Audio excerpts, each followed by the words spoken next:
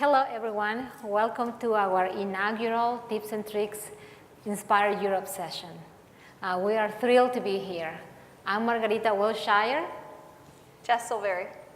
With your customer support team. So I just wanted to give you a little background on our session.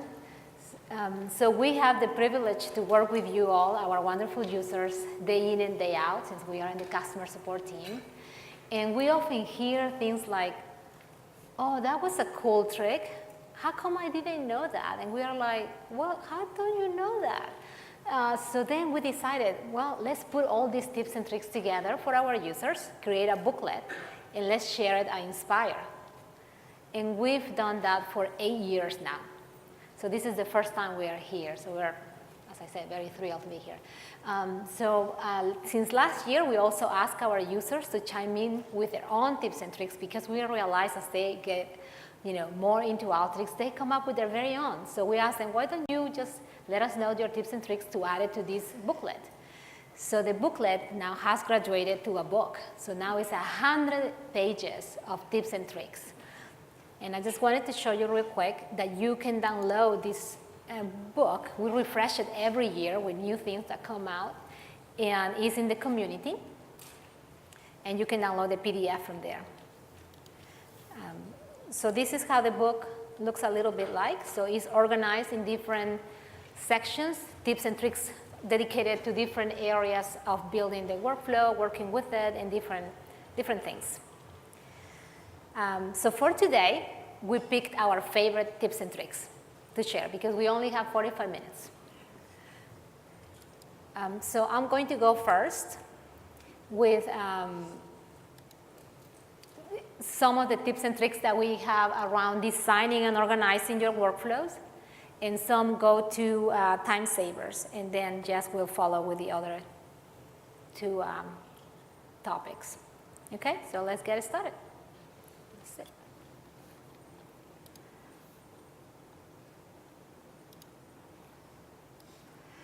So there is a new feature for 2018.2 that made my life so much easier for our Inspire US, and it was a new feature that allows you to save and to open multiple workflows at once. So let's say you're working on a project, you have all these workflows that you're opening all the time all together. So instead of going one by one, you can save them all together. And that's something called the workflow groups. So I put together like 6 workflows for this session. And what it is one file, and it's a new extension, is YXWG.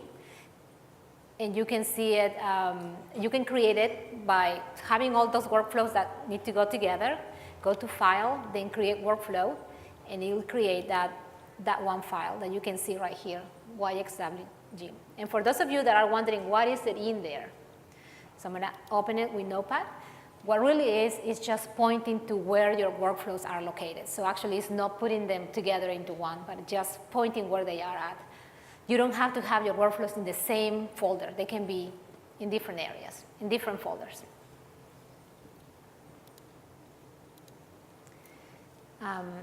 Then another new thing that came out with 2018.2 around June is the what we call it, hover to discover. So if you were to hover over the name of your workflows on the tab, you can see where your workflow is saved. Okay. Then the next tip and trick is the tab groups. So how many of you would like to see your workflows side by side in the canvas? So with this one, you can see 2 or more in the same canvas. So how you do this? And this is a shout out to Marky Crew. He contributed with this one. So you right click on let's say I have all these workflows in one tab group. That's how I call it, in a group. So I can create a new group. Right click on any of them, the one that I want to create or see in the same canvas. And I can either decide to go new horizontal tab group or new vertical tab group. So I will say horizontal. And now I can see 2 workflows side by side. So I'm going to move the next one. And now I have more options, as you can see. Now it says an additional option is move to next tab group. I would say that because I created a new tab group, I'm going to move it to it. And from here, I can decide to move this one to a new vertical tab group. Now I can see 3 workflows at the same time, side by side in my canvas. And if I want to move it back, I just right click and say move to the previous tab group, and done. Okay, the next set tips and tricks are all about your canvas. So it's something that I call make your canvas work for you. Because I think it's important for us to feel comfortable, to have the settings that we like whenever we are developing in Alteryx. So this one is about setting your defaults. So let's say, for instance, the defaults that I have here are the ones that I feel comfortable with, like the grid. I love the grid. I would like to have it so it allows me to align my tools. So there are a few things that you can change at the workflow level, and there are some things that you can change at what I call the Alteryx level, meaning the defaults that whenever you are creating a new workflow, the defaults, you can set those. Okay? So here for the workflow level, you can change the layout direction, the annotation, the connection progress. But if you go to the options, user settings, and edit user settings, so I'm going to focus on the canvas one and the most popular. So there's one, the layout default. So many moons ago, so the default and the only layout in Alteryx was the vertical layout. So you will build from the top to the bottom. But now it is the horizontal is the preferred, is the default, because we realized that's how our users started to create their workflows this way, to see it in multiple displays and things like that. But we still have many users that like the vertical. That's something that works for them. So instead of going every single time and changing it to vertical, so they can set it as default. So that's one of the things that are very popular for the layout default. Then the connection progress. The connection progress right here, I don't know if you have used it, but whenever you run a workflow, you see that some numbers are flashing, right, from one tool to the next. What it's telling you is the number of records that is going from one tool to the next, and also the size of the file. And we are in support. So for us, whenever we're working with you, you will see that we turn that on, meaning we put it in show. We move it from show only when running, which is the default. So we change the default to show so that number persists. So meaning that it will be there. So that helps us so many times in support just because we can easily look where the bottlenecks are. So where you are dropping the records or where the join is going wrong. So that's very helpful. For instance, I always have it in show. Then the type for the connection, that string that links one tool to the next, you won't believe how many emotions are attached to that string. We decided one time to just take one of those out. Oh no. Yeah, so we had to put it back. So there are now 3 options. So the first two, the perpendicular and the Bezier. Bezier. We had to Google that. We had to practice that. Yeah, Bezier. So those two, Bezier is the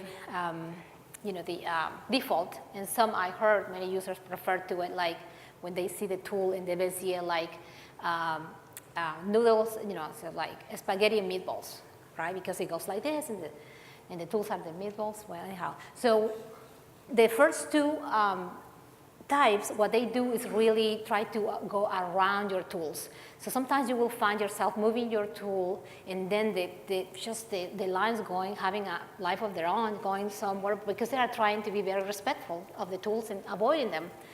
And then straight was born. So straight is, you go from one tool to the next, the shortest distance, and it will go on top of any tool. That's my favorite. So it's just easier when you have, a complicated workflow. So it's easier to, where your lines to go. So here's where you can set the default. Then another one that is probably overlooked is remember the last zoom per workflow or the zooming. So many of you, I've seen many workflows that are very, sophisticated, I call them, because they are very big. And then they tend to create that kind of workflow. So therefore, it will be easier if your default is a zoom out version, not the standard, right? So you can set the zoom level already. So when you are starting building, it's already zoom out. So you don't have to change it every single time. And one that is very helpful also is that remember the last zoom level per workflow. So whenever you are zooming into something, into a workflow, and then you close your workflow, the next time you go back, it will be at the level that you left it. So that's very helpful as well. And then the last one, I think, is one of the most impressive one from the users is the color. You know, I don't know how many of you are using color coding today. But many users that we've dealt with, they have this color schema. So let's say, so it's easier for them to swap their workflows with other coworkers. So all the tools that are for data prep and branding, for instance, they are within a container that has a specific color. So yellow will be all the tools that are within a yellow container, they are data prep.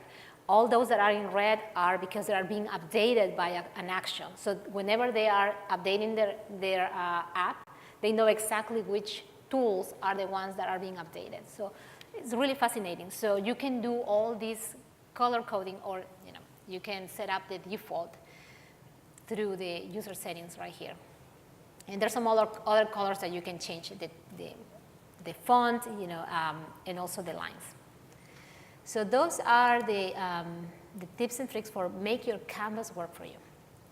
So now I'm going to jump to the connect and reconnecting. So this is something that we do the most, right? Because we have to connect the tools. So there are some tips and tricks that have helped us all the way to make this job easier. As one coworker used to say, everything is about less clicks, right? Less clicks.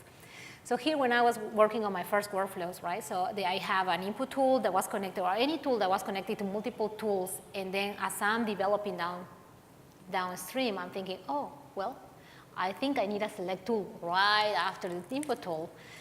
So then I go back, and if I were to add it, so I will do, select and add it in between those two. But then I realized, well, now I have to delete all these connections and reconnect it.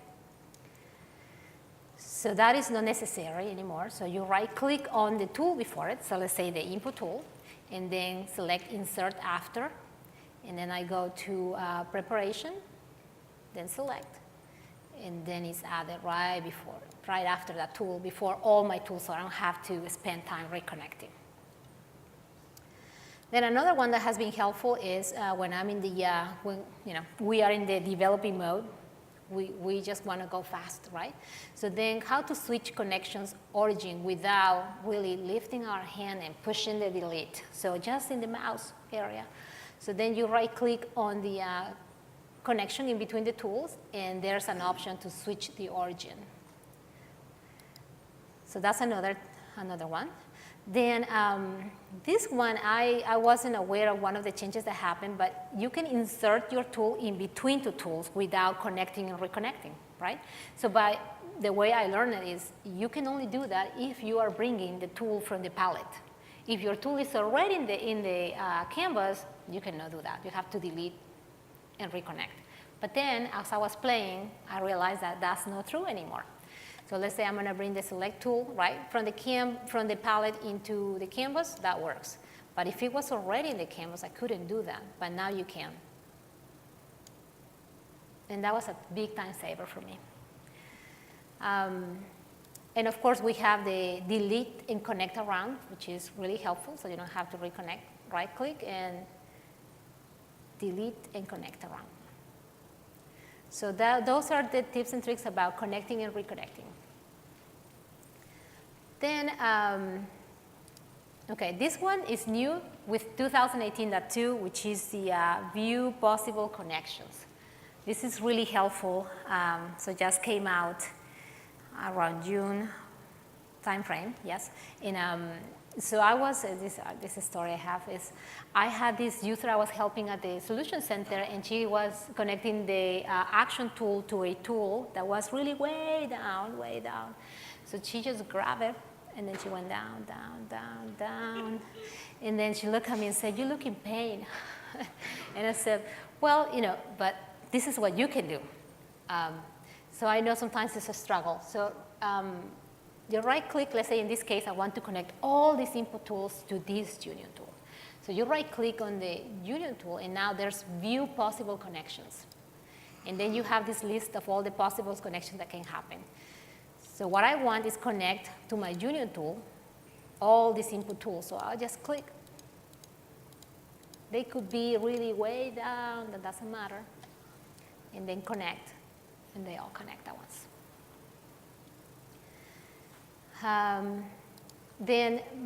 Okay, this is another set of tips and tricks. This is for math about organization. So we all know that our workflows, as you probably heard already, cannot run unless it is organized. Unless the tools are aligned, you cannot run your workflow. It won't work. Yes. So now there's a couple of options. You can do it with the keyboard, Ctrl-Shift-, or you can do it with highlighting. Let's say these are not organized or aligned. So right-click, and there's align horizontally or vertically. So now they are aligned. But now that is not good enough anymore. So they also had to be evenly distributed, right? Same space in between them. So right-click, and now there's distribute horizontally or vertically. And now I think I can run this. Yes. Yes. So then there's another good tool for organization, which is the container. I love the container. I remember exactly how it was created, when it happened, the idea. So it has come long ways. So not long ago, the way that it works is that you have to grab all your tools and move them into the container. But that assumes that, let's say, you will have to first have the container and start building it within the container, which didn't make much sense. So now we have, few versions ago, there's a new option that you can just highlight your tools, right-click, and add to new container. Because that's really the way that we develop. We create the workflow or the tools and the flow, and then we put it in a canvas or in a container, not the other way around. So this is how it makes it easy. Then also, if you have been updating your caption right here in the configuration, like I sometimes tend to do, like let's say Inspire, you don't have to do that anymore. You can double click directly into the container and just edit right here. Because that's the way it really gets more intuitive. Okay, so then, okay, so this is another, a couple of tips on zooming. So I was on a user group meeting in Dallas, Texas, where I'm from, and so I had two presenters before me, and they were presenting these really great use cases, and both of them were struggling zooming into the desired areas in their canvas. So there was this specific tool container she wanted to go to, and she was really having trouble. So then it was me, and I told them, I have a couple of tips and tricks that can help you with that. So here they are. So one of them is, how can you quickly zoom out all the way out in your workflow? So there are a couple of ways to do it. One is with the wheel of the mouse, just double click, and you are all the way out. It could also be done with Ctrl+0. And all these tips and tricks are in the book, just so you all know. So that's another way. Another way is, this is the one that really could be really helpful, especially for that one meeting. Right-click and highlight the tools that you want to zoom in, and just let go. And it's zoom in. Another one is the space bar. And actually, I had this question that came through support. Space bar, and then with the right click, you can drag and move your workflow around. Like this. And then, of course, we also have the view, overview, right here. And you can also move it. Another one is right-click and zoom into your containers. So let's say a container. And then you can jump from container to container like this.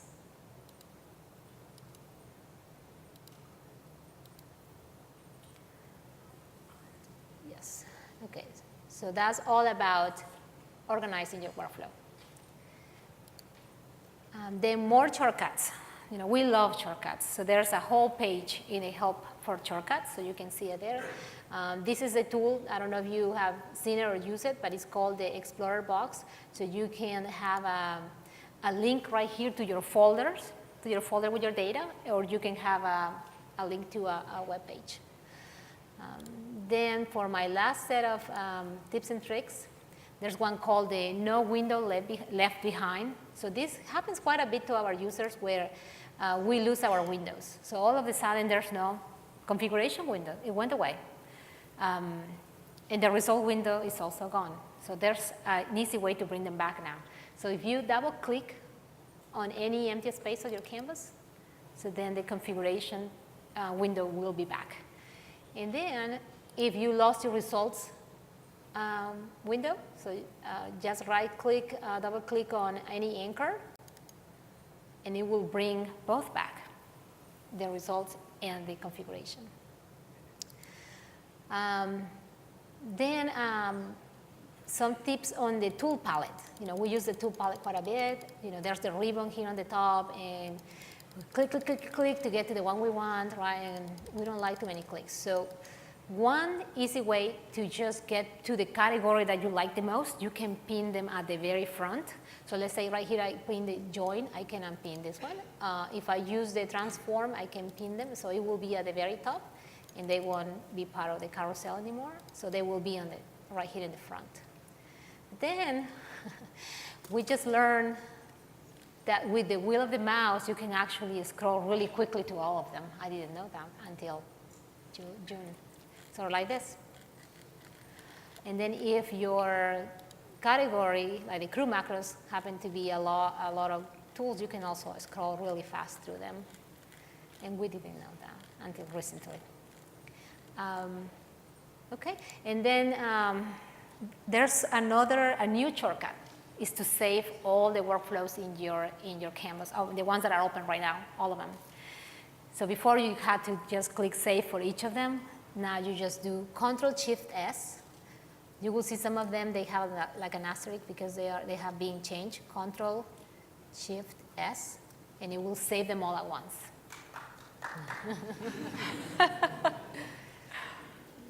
Yeah, and now I want to just close them all, right? And I just right-click. Instead of one by one, I say close all, and they're all gone. Okay, that's it for me. Thank you.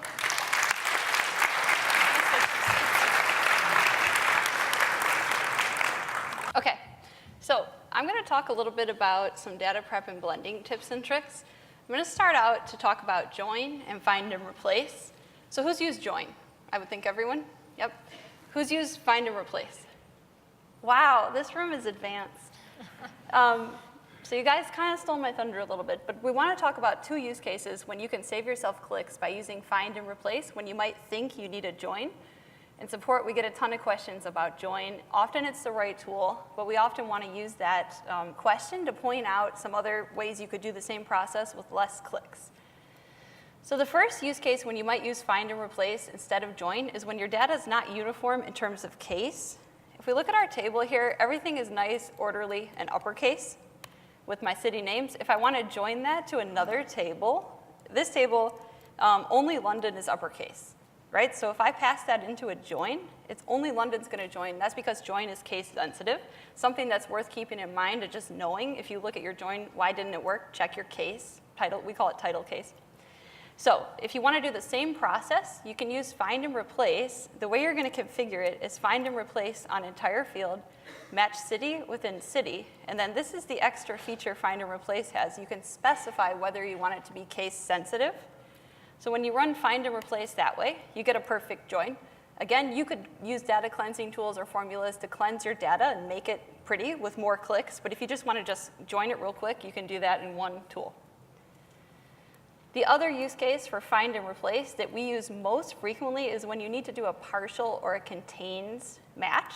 So in our use case here, someone has filled in West London, but actually we want to join that to London. That's not going to go in a join tool. My second table just says London, so we need to search London inside West London. So if you use find and replace, unlike last time, this time we're going to do any part of field, and you can have it case sensitive or not, but without doing any extra clicks, find and replace has joined my tables with a partial contains match, and that can save you some time. So a couple more things about join. We're going to talk here interchangeably about join and select, and that's because you may notice that the menu inside join here is almost identical to the one inside select. So keep in mind if you're looking at a select or a join tip, it's often transferable between tools with select functionality. So the first case that you're almost all guaranteed to see is you're joining data, and in this case I'm joining two tables on record ID. So you're guaranteed to have record ID twice, and it's guaranteed to be an exact duplicate. You don't need it twice. You could be joining on multiple fields and have multiple duplicate tables. You can fix that in one click by coming inside your options menu here and do deselect duplicate fields. So then you'll see it'll automatically deselect the second record ID. With one field, it doesn't seem like it'll save you that much time, but if you had 6 or 8 or 500, it will save you a bunch of time. So that's the use case when you have duplicate fields and they're not both meaningful. But you might also be doing a join where you have duplicate fields and you need to keep them both and give them meaningful names. Question?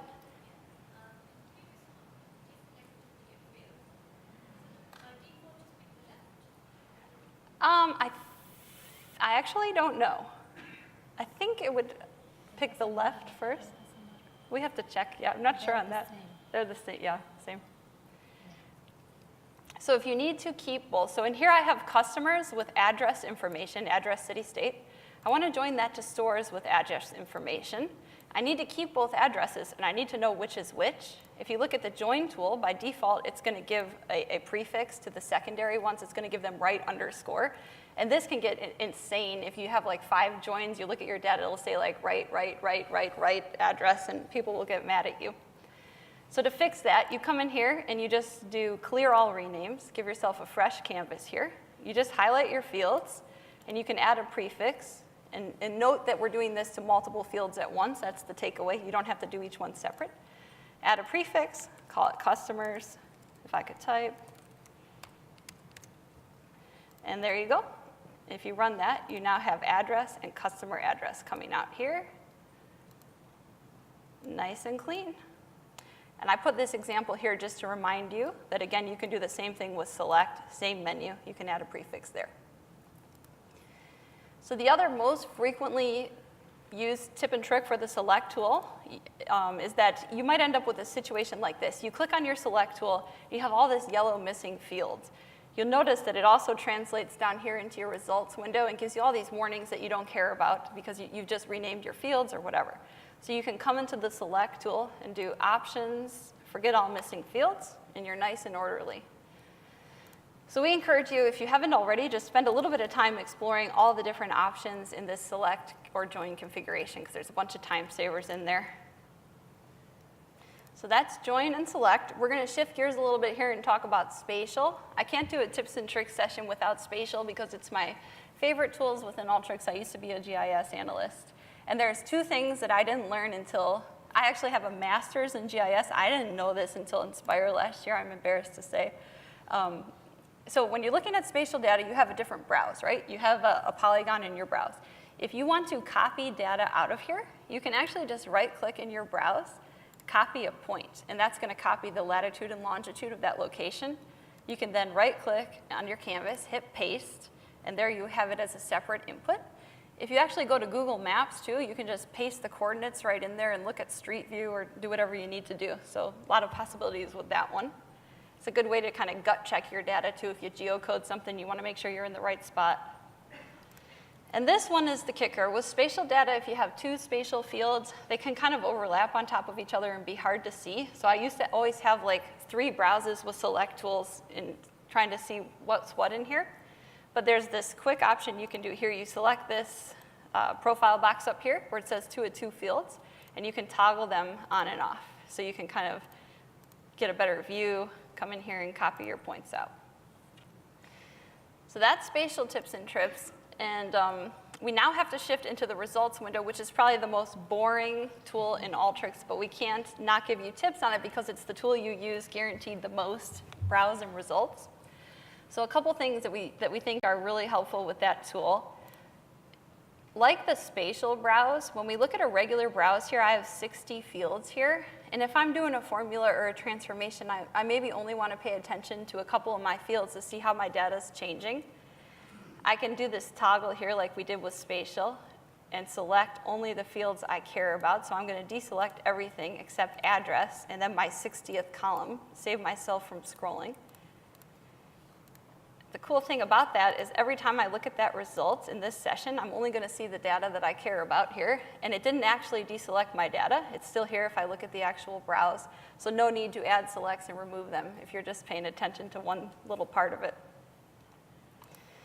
The other one, I think a lot of people know this one, but it's really handy when you're building macros. When you're looking at browse or results, you can highlight cells in here. And you can right-click. And you can do copy all records with headers or selected. So if you do copy selected cells with headers, hit OK. Right-click and paste on the canvas. And there you have a separate little data set you can take into a macro or do any other number things with. So one more thing about the results window. And if you were at the keynote this morning, you saw this is about to get way better. But for the time being, we'll show you what the state of it today and kind of a couple tips. If you look at your results window and it's red, so you see here, Alteryx is giving you warnings. It says this cell has trailing white spaces. If you want to investigate that, either double-click in the cell or click on the Cell Viewer button, and you get into this thing that we call Cell Viewer. And there's this icon in here that looks like an old paragraph symbol. If you click that, it's going to show you the white space, which is super handy. You probably can't see it, but it's adding dots here and here. So if Alteryx is giving you a warning about your data, you can check why is it warning me and find what's going on in there. Same thing with this one, it's warning me my data's truncated. If I double click, I get a much larger preview of that data. It's super helpful if you have like new lines or carriage returns inside your cell because you can't see those in the regular results window. You'll notice after you go through, like if you use the data cleansing tool and we fix that extra white space, my results window becomes all green, so all good. And then this is another trick. When we finished our session at Inspire US last year, someone showed us this. I didn't know this was in here. If you have Excel open and you need to copy some data out and keep the file open while you're developing, you can highlight cells actually in Excel, copy them, and then if you come into Alteryx and you grab a text input, you click up in this header, and then you're going to click the paste button, and your Excel data comes right in. So that one is pretty handy. Another thing we demoed at the keynote this morning was the cache workflow. So with 2018-3 and up, you have this new option to cache your workflow. I find this particularly helpful when we're doing reporting. So I have here a workflow that pulls from our community API to pull some user data in. I had to take a sample of it here, but in the real world, it takes about 8 minutes to run. As I'm building my report, I don't want to keep running it, changing my font, running it again. So you can just cache and run workflow, and then it caches everything to this point. I can view my report, come in here, click around. It takes a minute to render, actually. But if I were to make changes to that report, I can just rerun it without doing my database pull, which can save a bunch of time. So we've covered most of the technical tips and tricks. We want to open this up to you guys for a few minutes to suggest your tips and tricks to us that we can include next year in the book or just for the room. Before we do that, we have to end on a bit of fun. We've done all this kind of business stuff here, but we have to show you where the Easter eggs are in Alteryx. Do you guys know where they are? No? OK. So I'm going to show you 3 fun ones and one that you can do if you have a coworker you don't like. And someone did it to me, so I don't know. So they have if you go to Help About, you have this Alteryx button, right? You double click it, and you can play Space Invaders.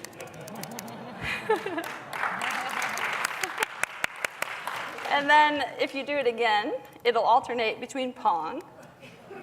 So if you're sitting in a meeting, but hopefully not in our training session, you can play Pong. And then my favorite is Control, click, click, Data Breaker. So then, and this is what my mean coworker did to me. I used to work as a consultant, and right before I had a client like fly in, and I was going to show them what I built. My coworker, she comes here and she pushed this Colorado flag, and it will change all my workflows to this. And it's crippling because you hit escape, you can't get out. So if nothing else, you know how to get out of this. You have to actually exit Alteryx and come back in, and these will, these will go away. So she almost put me in an early grave. But that's that. So we're going to open it up to, does anyone have suggestions, tips, and tricks that you want to suggest to us? Or questions? Yeah. Just 1 second, let's wait for the microphone. I've got the same data coming from 2 sources, and in the headers, in one of them, there's blanks, like spaces after the title. So when you try and join them, they think that it's a different field. How can I resolve that? Because if you use the cleansing tool, it doesn't impact the headers. I think you're going to use dynamic rename. Yeah. And you can rename with a formula. Yeah. So you'd select your headers, and then if you come in here, you use a function like trim or substring or any string function. You could use a regex replace and delete all the spaces, replace with underscores. So that would do that one. Yeah, I was thinking you can also bring the data and saying that there doesn't have header, so the header will become data, and then you can just, Oh, right, Yeah. okay, that's good. And then Yeah. put them back in. yeah, Yeah. the backing with the dynamic rename. That's brilliant. Thank you very much. Yeah. Sir? Question? Can I have this one? With the caching functionality, can you use that in any type of tool, or is it just specific ones that it's going to work for? You'll notice once in a while it will be grayed out, and it will happen in particular if you have like parallel processes where Alteryx isn't able to distinguish if the point you're clicking is before or after the other sequence of tools. So sometimes you have to click around to find where it fits, but you'll just notice it's grayed out. I don't know off the top of my head if any specific categories. I would think InDB can't be cached. I because think the it's- ones that have multiple outputs, Yeah. inputs, yes. And there's actually a very good article in the community that it goes into the details on why some of them won't work. Yeah. Yeah, good question. Great suggestion. So for the next time, if you can include like how to load multiple tabs from a single file. Yeah, that would be like. Okay. Yeah. Okay, thanks. I always struggle with it. Tomorrow, for tomorrow. Yeah, we can do it tomorrow. Multiple tabs, okay. Just a quick question. You know when you've got the horizontal tabs where you can see multiple workflows at the same time? This might be a silly question, but can you run all those workflows at the same time? Or do you have to click on one individually and run that? I'm just kind of wondering how To that... put them back. Just backward. to settle, can you run all 3 workflows at the same time? Yeah, no, I think it's one at a time, but that's a good suggestion. So you just, if you're viewing them and you can see 3, Yes. and you only want to run one of them, do you just have to just click into that one and then run? Or Yeah, like right here. So when you say, yeah, it's one at a time. that's the idea. I just wondered if you could do them all at the same time. That would be cool. That would be a good idea. We'll take that up to the boss. One of the canvases highlighted. Yeah, exactly, because one is, Active mode.